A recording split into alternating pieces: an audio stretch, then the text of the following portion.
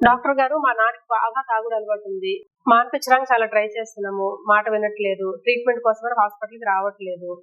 మీరేదైనా విరుగుడు మాత్ర ఉంటే ఇవ్వండి. ఆయన తెలియకుండా ఫుడ్‌లోనో, దేంట్లోనో కలిపేసి ఇచ్చేస్తాము. మందు మానిపిచ్చేస్తారు. మాకు ఇంట్లో కొంచెం ప్రశాంతంగా ఉంటది. ఇలా చాలా మంది అడుగుతూ ఉంటారు. కానీ అది కరెక్ట్ కాదు.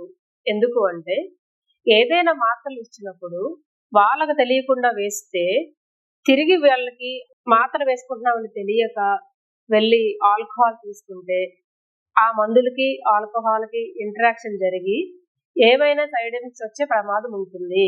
అన్ని మాత్రలు కాకపోవచ్చు. కొన్ని మాత్రలు ఖచ్చితంగా సైడ్ ఎఫెక్ట్స్ వస్తాయి.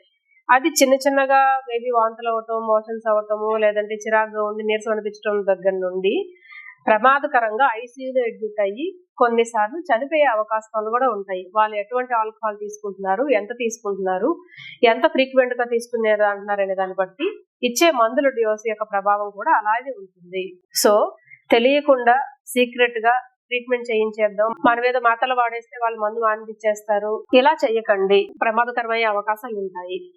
కరెక్ట్ డీ అడిక్షన్ ట్రీట్మెంట్ ఏంటంటే, వాళ్ళని హాస్పిటల్‌కి తీసుకొచ్చి మందు మానిపించడానికి గల అవకాశాలు ఏంటి, ఏంటి లాభమో, ఏంటి నష్టమో మందు తాగడం వల్ల అన్నీ తెలిసేటట్టు చేసి, ట్రీట్మెంట్‌కి ప్రోత్సహించి మందు తాగకుండా ఉండి ఈ టాబ్లెట్స్ వాడడానికి ఎంకరేజ్ చేయాలి.